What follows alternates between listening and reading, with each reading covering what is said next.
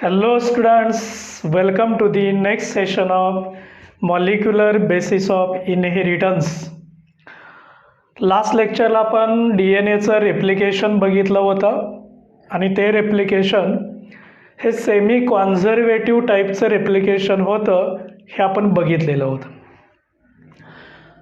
आता semi conservative replication म्हणजे काय असतं तर हे जे सेमी कॉन्झर्वेटिव्ह रेप्लिकेशन आहे याचा अर्थ असा आहे की जे नवीन DNA मिळतात, डॉटर DNA मिळतात, त्या डॉटर DNAमध्ये वन स्ट्रँड हे पॅरेंटपासून आलेलं असतं म्हणजे ओल्ड स्ट्रँड असतं आणि सेकंड स्ट्रँड असतं, अनदर स्ट्रँड असतं, हे न्यू स्ट्रँड असतं. So one strand is remain conserved, half conserved, semi means half, that's why semi conservative. म्हणजे जेव्हा जेव्हा रेप्लिकेशन होतं पॅरेंट DNAकडून एक स्ट्रँड असतो ॲज इट इज येत असतो आणि एक स्ट्रँड मात्र वेगळ्या सिक्वेन्सचा तयार होत असतो, नव्याने तयार होत असतो. याला सेमी कॉन्झर्वेटिव्ह रेप्लिकेशन म्हटलेलं होतं. ओके, म्हणजे समजा हा DNA आपण कन्सिडर करूया.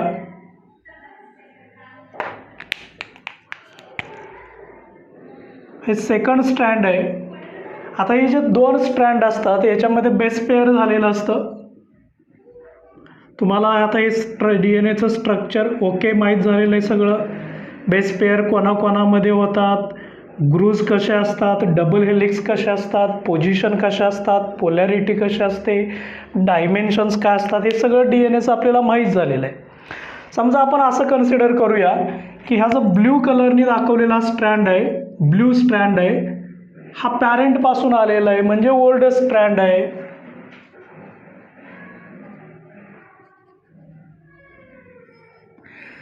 आणि हा ब्लॅक कलरचा स्ट्रँड आहे, हा मात्र नव्याने तयार झाला आहे, न्यूली सिंथेसाइज्ड स्ट्रँड आहे म्हणून याला म्हणायचं न्यू स्ट्रँड.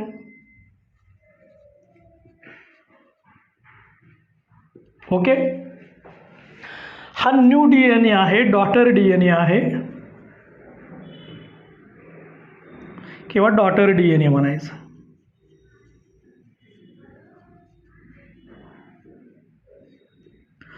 याच्यावरून आपल्याला व्याख्या सांगता येईल. Newly formed DNA or daughter DNA contains one old strand and one new strand. This old strand is conserved, half conserved, half synthesized.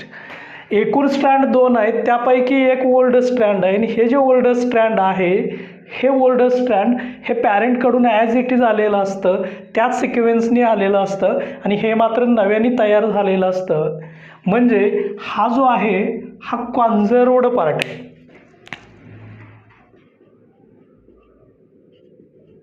कॉन्झर्व्ड आणि हा सिंथेसाइज्ड पार्ट आहे.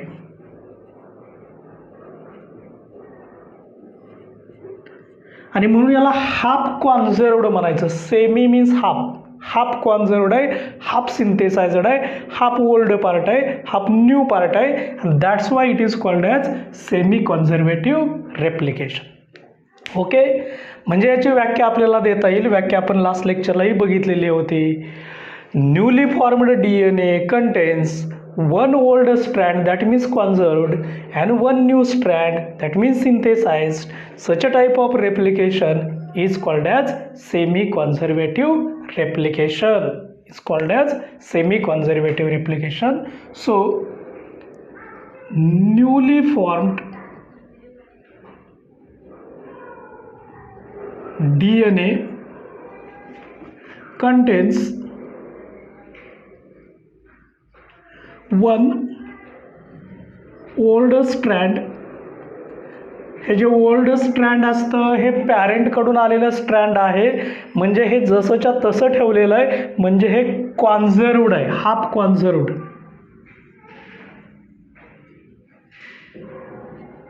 आता हाफ कॉन्झर्व्ड का तर पॅरेंटचे दोन स्ट्रँड असतात ते दोन्ही जसेच्या तसे नाही, त्यापैकी एकच एकच स्ट्रँड ठेवलेलं आहे. So half conserved and one new strand म्हणजे half synthesized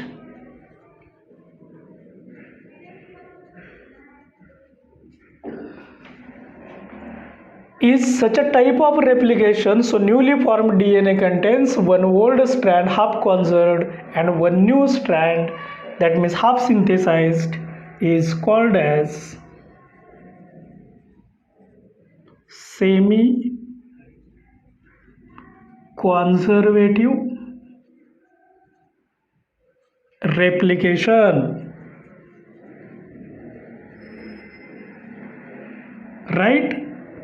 And this semi conservative replication explained by Watson and Crick, explained by Watson and Crick. पण हे सेमी कॉन्झर्वेटिव्ह आहे का, हे एक्सपेरिमेंटली जे प्रूव्ह केलेलं आहे हे मात्र मॅथ्यू मेसलसन आणि फ्रँकलिन स्टॅल. मेसलसन आणि स्टॅल एक्सपेरिमेंट म्हटलं जातं. इन 1958ला ह्या मेसलसन आणि स्टॅल ह्या दोघांनी हे रेप्लिकेशन सेमी कॉन्झर्वेटिव्ह आहे हे एक्सपेरिमेंटच्या साह्याने सिद्ध केलं.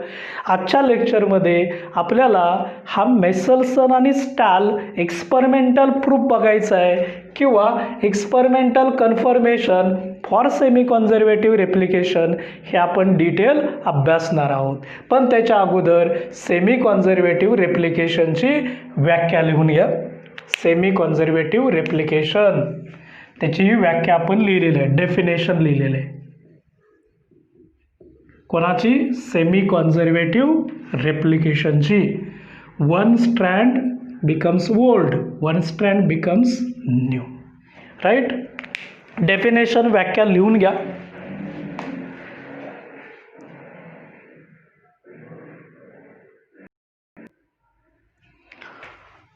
ओके. तर आत्ता आपल्याला पाहायचं आहे experimental confirmation for semi conservative replication. आणि हा जो एक्सपेरिमेंटल प्रूफ आहे, इव्हिडन्स आहे, हा कुणी दिलेला आहे? Matthew Meselson and Franklin Stahl. Experiment म्हटलं जातं इन 1958. Okay, in 1958. ओके, आपण सेमी कॉन्झर्वेटिव्ह रेप्लिकेशन म्हणजे काय हे अभ्यासलेलं होतं की डॉटरमध्ये one strand should be conserved, another strand should be synthesised. Okay, आता हे जे रेप्लिकेशन आहे याला जे प्रूफ आहे हे मेसलसन आणि स्टॅल एक्सपेरिमेंट आपण डिटेल अभ्यासणार आहे. आता हा एक्सपेरिमेंट आहे तो एका टेक्निकवरती आधारलेला आहे, टेक्निकच्या साह्याने त्यांनी प्रूव्ह केलेलं आहे. त्या टेक्निकला म्हटलं जातं generally equilibrium density gradient centrifugation नावाचं एक टेक्निक आहे. So they use the technique called as equilibrium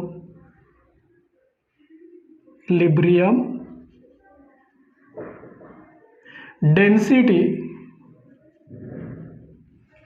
gradient centrifugation technique. Centrifugation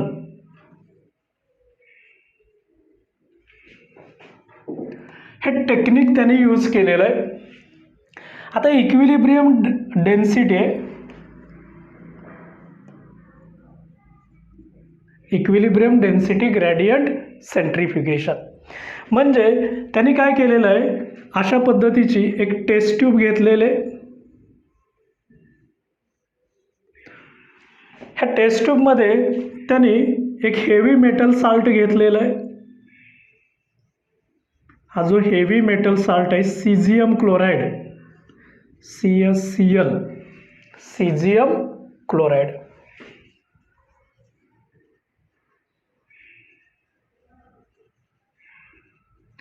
हा हेवी मेटल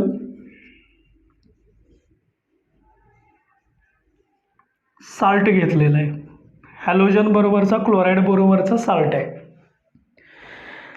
हा सेंट्रीफ्यूज ट्यूबमध्ये भरलेला आहे.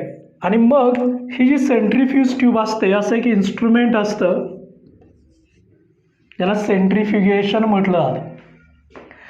याच्यात ही ट्यूब ठेवलेले अशा इक्विलिब्रियम स्टेटला इकडे एक ट्यूब ठेवली जाते, इकडे एक ट्यूब ठेवली जाते आणि हे हाय स्पीडला फिरवलं जातं, रोटेट केलं जातं. इक्विलिब्रियम स्टेटला काय होतं, जो पदार्थ आपण याच्यात टाकणार आहे तो हा सीझियम क्लोराईड जो आहे त्याच्या सरफेसला ॲडसॉर्ब होतो, ॲडसॉर्प्शन.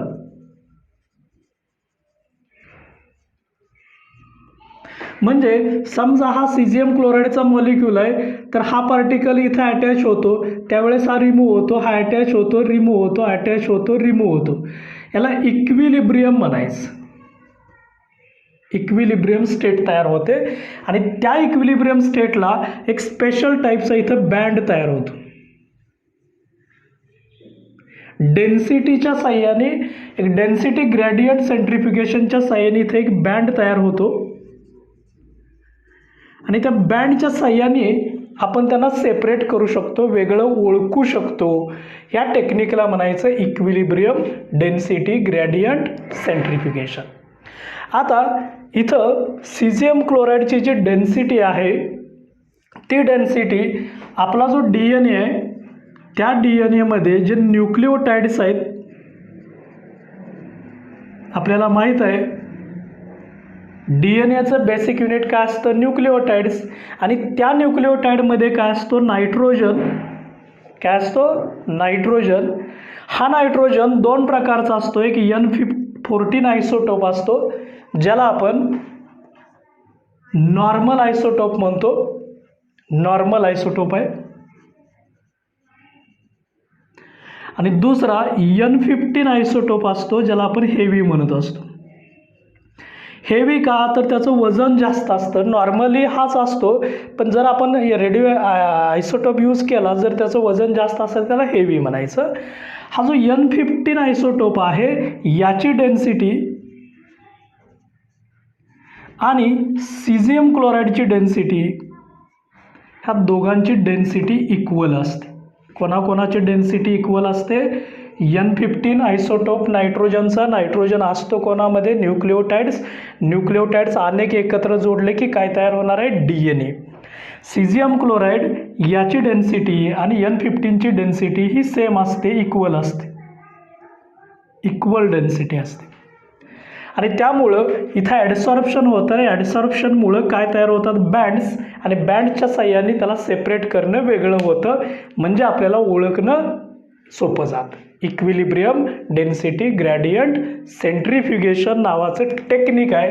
हे टेक्निक त्यांनी यूज केलेलं आहे. ओके, चला तर आपण स्टेप बाय स्टेप बघूया या ठिकाणी कशा पद्धतीनं हे सेपरेशन केलं जातं, सेमी कन्झर्वेटिव्ह रेप्लिकेशन आहे हे प्रूव्ह केलं जातं, हे आपल्याला पाहायचं आहे.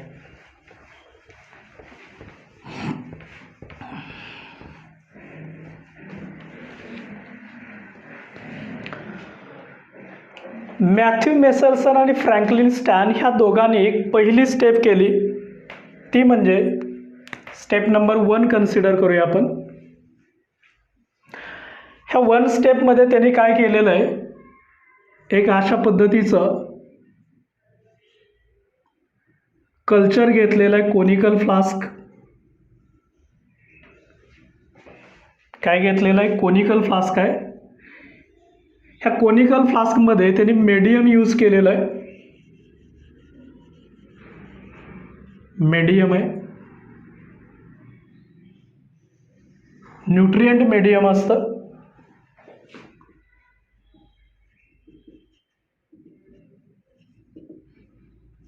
ह्या मीडियममध्ये त्यांनी सुरुवातीला N14 हा नॉर्मल आयसोटोप यूज केला आहे, नॉर्मल आयसोटोप त्यांनी यूज केला. म्हणजे याच्यामध्ये त्यांनी ई कोलाई सेल टाकलेले. ह्या ई कोलाई सेलमध्ये DNA आहे. हा DNA काय होणार, रेप्लिकेट होणार आहे. काय होणार आहे, रेप्लिकेशन. आता DNAचं रेप्लिकेशन कधी होतं, तर जनरली सेल सायकलच्या S फेजमध्ये, सिंथेटिक फेजमध्ये होतं, S फेज. तर या ई कोलायचं जे कल्चर आहे न्यूट्रिएंट मीडियम आहे N14. तर या ठिकाणी जो DNA तयार झाला, हा जो DNA तयार झालेला आहे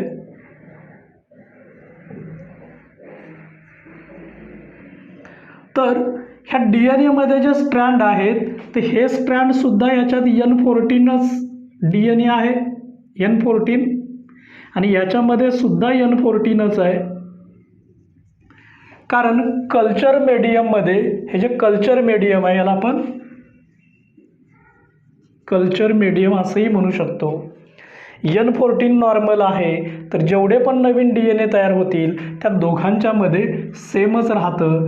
आणि जर हे आपण सेंट्रीफ्युगेशन टेक्निकच्या साह्याने बघितलं तर त्या टेस्ट ट्यूबमध्ये, समजा ही सेंट्रीफ्युगेशनची टेस्ट ट्यूब आहे, याच्यामध्ये सीझियम क्लोराईड भरलेला आहे आणि याच्यामध्ये जर का हा बँड आपण बघितला तर जनरली तुला वजन कमी असल्यामुळं तो जो बँड असतो तो आपल्याला वरच्या साईडला पाहायला मिळेल, इथं पाहायला मिळेल. हा DNAचा बँड आहे, इथं पाहायला मिळेल वरती, कारण त्याचं वजन कमी आहे. N14 दोघांच्यामध्ये पण नायट्रोजन आहे. So this is the first step. Okay, then second step.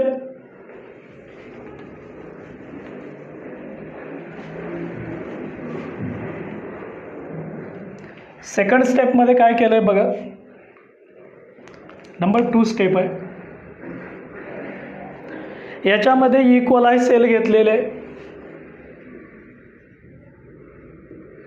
याचं कल्चर मीडियममध्ये ट्रान्सफर केलेलं आहे. हा कल्चर मीडियमचा कोनिकल फ्लास्क आहे.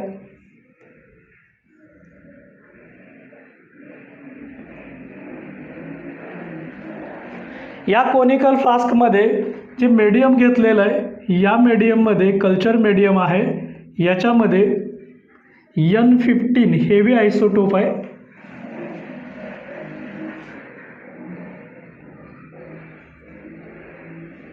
हेवी आयसोटोप ऑफ नायट्रोजन आहे.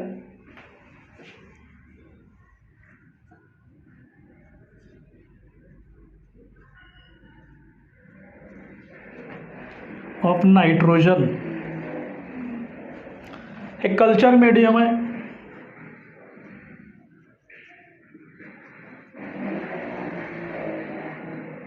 आणि या कल्चर मीडियममध्ये ई कोलाय सेल ट्रान्सफर केलेले. मग याचं रेप्लिकेशन स्टार्ट होईल आणि रेप्लिकेशन स्टार्ट झालं, याच्या अगोदरचं जे ई कोलाय सेल होती त्या ई कोलाय सेलमध्ये N14 हा आयसोटोपचा DNA होता, दोन्ही DNA, म्हणजे याला आपण असं म्हणूया N14. आता जेव्हा याच्यात ट्रान्सफर केलं की आता जे मीडियम आहे या मीडियममध्ये जो आयसोटोप आहे तो N15चा आहे. आणि हा N15चा आयसोटोप जो DNA तयार करतो त्या DNAमध्ये एक स्ट्रँड हे ओल्ड स्ट्रँड असतं, पॅरेंटपासून आलेलं आहे. दुसरं स्ट्रँड हे न्यू स्ट्रँड आहे. म्हणजे हे जे आहे हे N14चं आहे, याला आपण ओल्ड म्हणूया. ई कोलायमधून आलेलं असतं N14 आणि इथं जे आहे ते N15 आहे, त्याच्यापासून नवीन स्ट्रँड तयार झालेलं आहे. हे जे स्ट्रँड आहे हे N15चं आहे, याचा अर्थ हे न्यू आहे.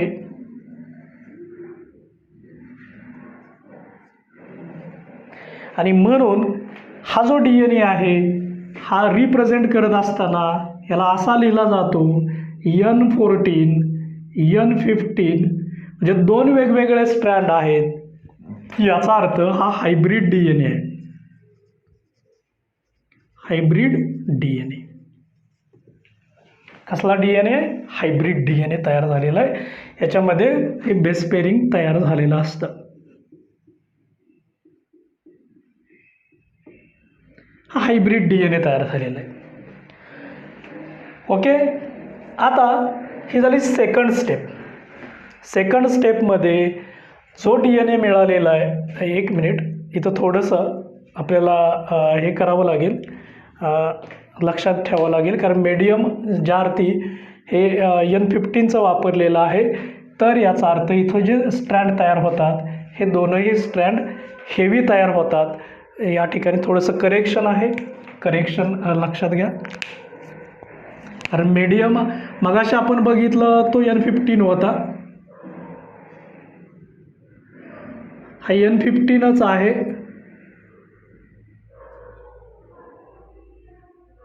कारण मीडियममध्ये N15 आयसोटोप आहे आणि त्यामुळं हा जो DNA आहे हा हेवी DNA तयार झालेला आहे.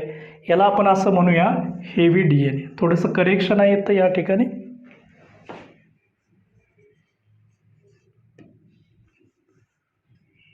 Heavy DNA. ओके, आता थर्ड स्टेप बघूया. बघा, पहिलं कल्चर काय केलं, नंबर 1 कल्चर काय केलं, ईस कोलाई घेतली, कशामध्ये ट्रान्सफर केली, N14 मीडियम. काय मिळालं, DNA. त्या DNA मध्ये दोनही स्ट्रँड N14चेच होते, N14 DNA. ओके, दुसरी स्टेप काय केली आपण इथं बघितलं, ई कोलाई सेल घेतली, N15 मीडियम घेतलं,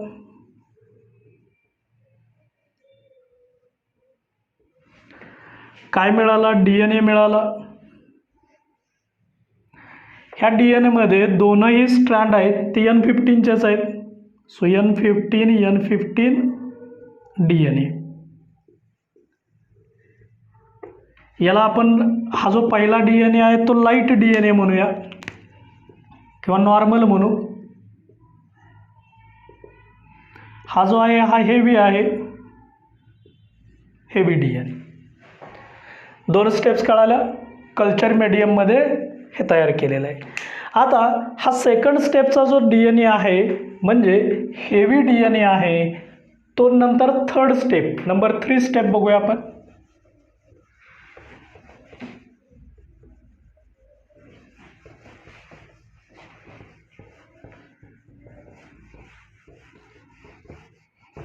ह्या 2 स्टेप्स तर आपल्या लक्षात आलेले आहेत. थर्ड नंबरची स्टेप आहे,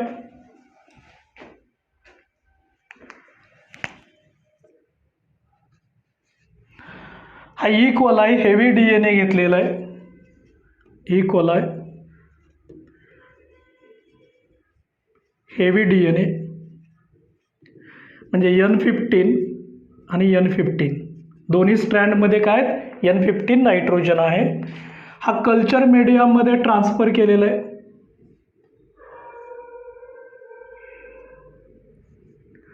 हे इथलं जे कल्चर मीडियम आहे, या कल्चर मीडियममध्ये जो नायट्रोजन आहे तो आहे N14. काय, N14. ॲक्च्युली हे जे कल्चर मीडियम तयार करत असताना हे अमोनियम क्लोराईडचं मीडियम असतं, NH4Cl हे मीडियम असतं अमोनियम क्लोराईड.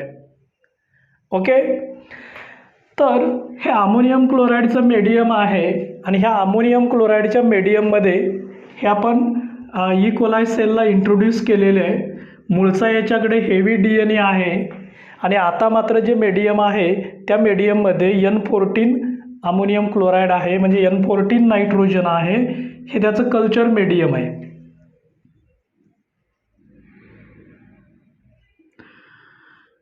मिनिट्स नंतर 20 मिनिटानंतर, कारण 20 मिनिट हा त्याचा ई कोलाई सेलचा रेप्लिकेशन पिरियड असतो, रेप्लिकेशन होतं 20 मिनिटानंतर जो DNA मिळतो तो DNA ज्याला आपण फर्स्ट जनरेशन म्हणूया. याच्यात फर्स्ट जनरेशन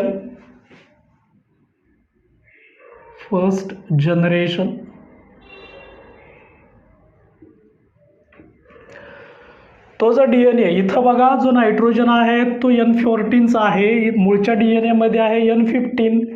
मग या ठिकाणी जो DNA मिळतो त्याच्यामध्ये एक स्ट्रँड असं ओल्ड राहतं, N15चं राहतं. हे जे स्ट्रँड आहे ते N15 आहे आणि दुसरं स्ट्रँड आहे ते N14 पासून तयार होतं. हा N14 आहे. हा DNA तयार होतो. मग याच्यामध्ये बेस पेअरिंग होतं.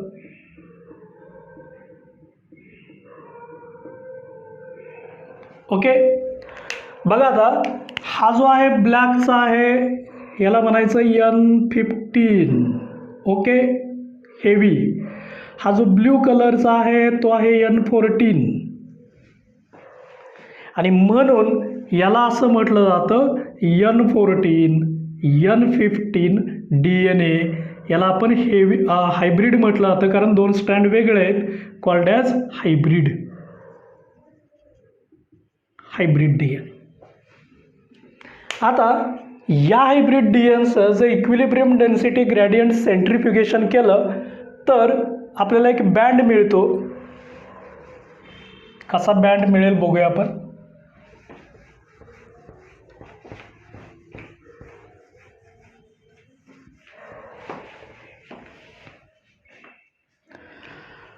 याचं जर का सेंट्रिफ्युगेशन केलं तर मात्र एक जो बँड मिळतो, इथं दाखवूया आपण खालच्या साईडला, याचं सेंट्रिफ्युगेशन म्हणू आपण. सेंट्रिफ्युगेशन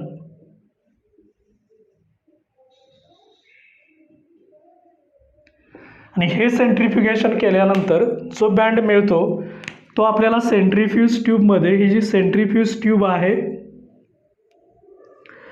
या ट्यूबमध्ये हे जे मूळचं सीझियम क्लोराईड भरलेलं आहे, सीझियम क्लोराईड आहे CsCl,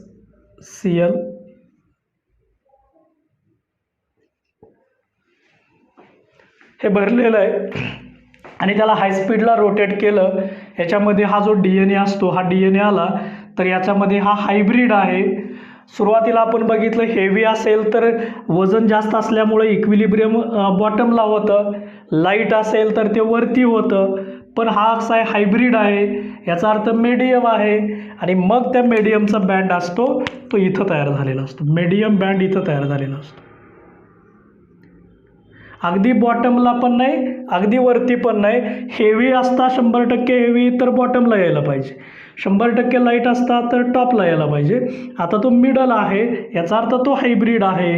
याला N14 N15 DNA असं म्हटलं जातं. हा या ठिकाणी एक बँड तयार झालेला आहे ज्याला आपण gradient density gradient separation band म्हणतो. हा बँड तयार झालेला आहे. याच्यात हायब्रिड DNA आहे. कसला DNA आहे? हायब्रिड. हायब्रिड का म्हणायचं तर याच्या एका स्ट्रँडमध्ये 14 आहे, दुसऱ्या स्ट्रँडमध्ये N15 आहे. दोन स्ट्रँड वेगवेगळे आहेत म्हणून त्याला काय म्हणायचं आहे? Hybrid DNA. ओके, आता हे झालं फर्स्ट जनरेशन. काय झालं? First generation.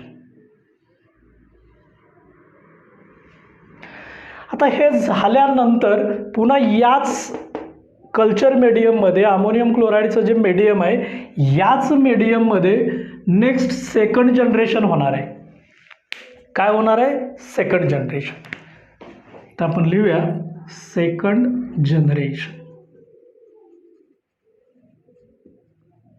म्हणजे हे 20 मिनिट आणि अजून 20 मिनिटानंतर, याच्यानंतर 20 मिनिटं म्हणजे एकूण 40 मिनिट्स नंतर, हा इथून जर कॅल्क्युलेट केलं तर ते 40 मिनिट्स असतं आणि त्या 40 मिनिट्स नंतर याचं नेक्स्ट जनरेशन मिळतं. आता काय होतं बघा, याच्यामध्ये जे मीडियम आहे या मीडियममध्ये मूळचा हायब्रिड तयार झालेला आहे. नेक्स्ट 40 मिनिट्स नंतर पुन्हा याच्यापासून जनरेशन तयार होतं आणि याच्यापासून वेगवेगळे DNA तयार होतं. पहिल्यांदा DNA कसे मिळतात हे आपण बघूया. एक पहिला DNA असा तयार होतो की ज्याच्यामध्ये एक जे आहे हे नॉर्मल स्ट्रँड आहे, दुसरं जे स्ट्रँड आहे हे हेवी आहे. ओके, नॉर्मल आणि हेवी स्ट्रँड आहे, हे त्यांचं बेस पेअरिंग आहे.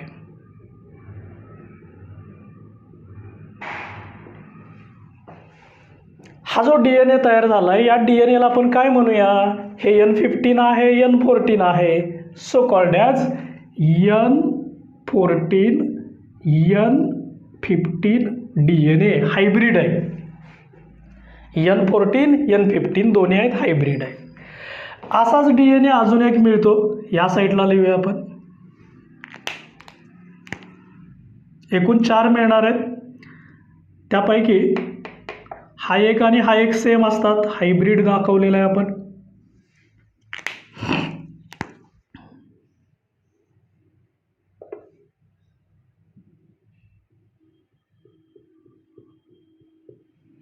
ओके, याचंही नाव काय, N14 N15 type of DNA. N14 N15 hybrid आहे.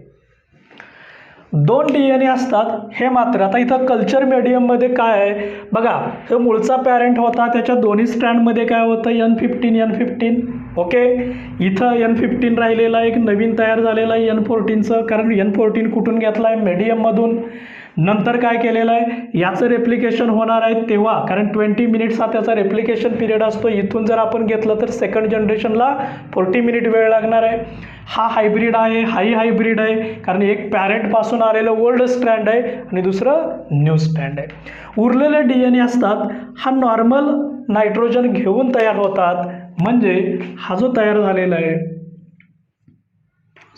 नॉर्मलचा दाखवूया, सॉरी, ब्ल्यू कलर हा आपण नॉर्मलसाठी दाखवलेला आहे, ब्लॅक कलर हा हेवीसाठी दाखवलेला आहे. हा नॉर्मल DNA तयार झालेला आहे आणि याला म्हटलं जातं N14 N14 दोनही स्ट्रँडमध्ये आहेत. अजून एक डॉटर DNA असाच तयार होतो, नॉर्मल.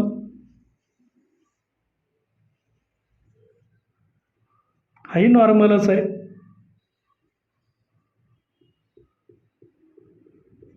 N14 आणि N14 टाईपचा DNA.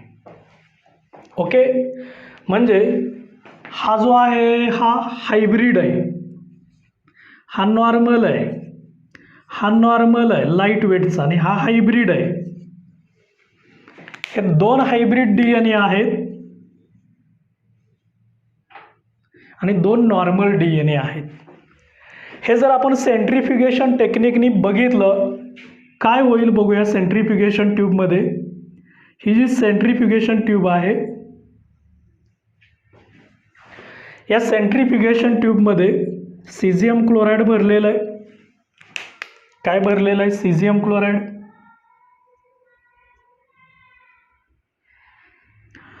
तर ह्या एकूण सर्वे केला तर इथं 50% काय आहेत, लाईट DNA आहेत आणि 50% काय आहेत, हायब्रिड DNA आहेत. मग जे जे हायब्रिड आहेत म्हणजे थोडे हेवी आहेत, त्यांचा जो बँड असतो तो सेंट्रीफ्युगेशन ट्यूबमध्ये इथं मध्ये मिळतो. हा हायब्रिडचा बँड आहे.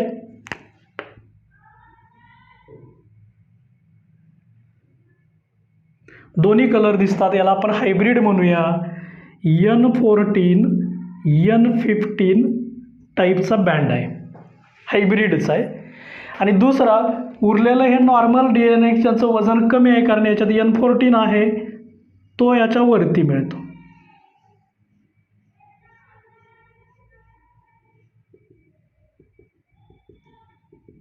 हा जो आहे हा N14 टाईपचा DNA. याचा अर्थ असा आहे, हे जे 50% आहे ते हायब्रिड आहेत, 50% हायब्रिड आणि 50% आहेत ते ओल्ड आहेत. म्हणजे हा ओल्ड आहे, हायब्रिड आहे. याचा अर्थ असा आहे की इथं जे होणार आहे, हे जे रेप्लिकेशन आहे, हे सेमी कॉन्झर्वेटिव्ह आहे. So this proves the semi conservative replication. That means hybrid DNA contains, so hybrid DNA contains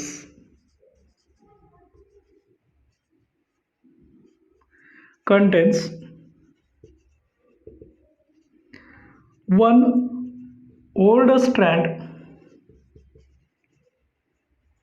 and one new strand, so called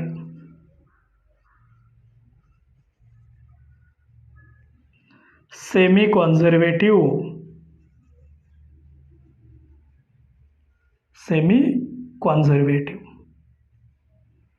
replication.